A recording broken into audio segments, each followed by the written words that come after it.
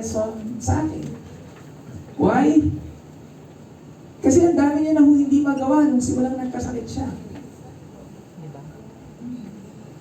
Kumbaga,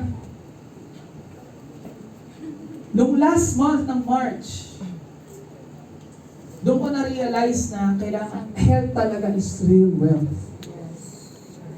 Kasi ang dami ho doon ng mga katabi namin, nalaman namin yung gastos. Hindi deal. Imagine nyo, bypass pa lang, umabot na ng, yung bypass alone is 1 million, 1 million to 1.5. Eh nasa ICU pa, 100,000 per day. Eh ilang araw si airpot doon. Kumbaga yung ilang taon mong pinatrabahuhan ng buong buhay mo, sa isang iglap lang, mawawala agad sa'yo. Yun yung legit na hold up.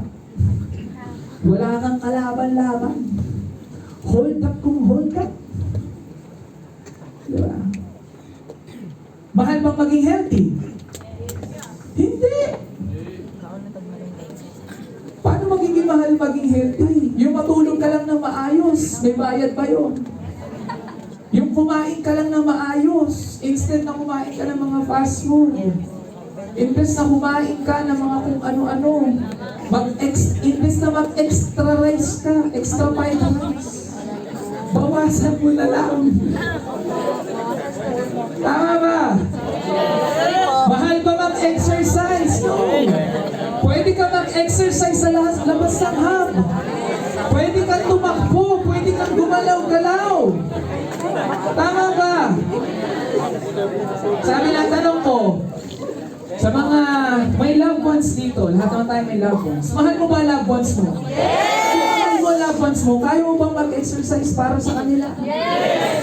Kaya mo ba maging healthy para sa kanila? Yes! Alam niyo, ako advocate po talaga ako ng health.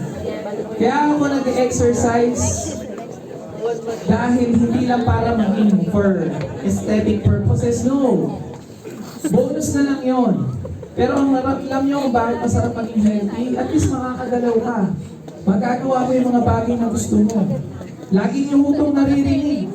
Aanhin mo pa, ang ganda nga ng sports car mo, pero ang labo naman ng mata mo, di ba? Pupunta ka ng Boracay, di ba? Ang ganda nga ng beach. Habulin ka ng plancha, di ba? Busog-busog ka na. Diba? Ang dami natin pwedeng magawa sa mundo to habang nabubuhay at malakas tayo. Tama ba yun? Yes! Kaya nga lagi ko itong sinasabi, lalo na pag may mga leaders ako, sinasabi ko, inom ko yung product natin. Ayusin niyo yung health niyo. Kasi mahal magkasakit. Legit po yan. Kaya niyo ba maging healthy? Yes! Kaya sa akin, si Papa Ning nag-sacrifice. Siya na yung sacrificial lang for me. Parang nakakatrauma po kasi talaga. Pansinin nyo, sa 10 years na nagdadialysis, gumigising siya ng madaling araw para pumunta sa ospital at mag-dialysis. Sobrang nakakatrauma ho. Kaya sabi ko sa sarili ko, aalagaan ko talaga. Hindi nyo ho kasi hindi nyo siya ma-appreciate hanggat hindi nangyayari sa loved ones mo.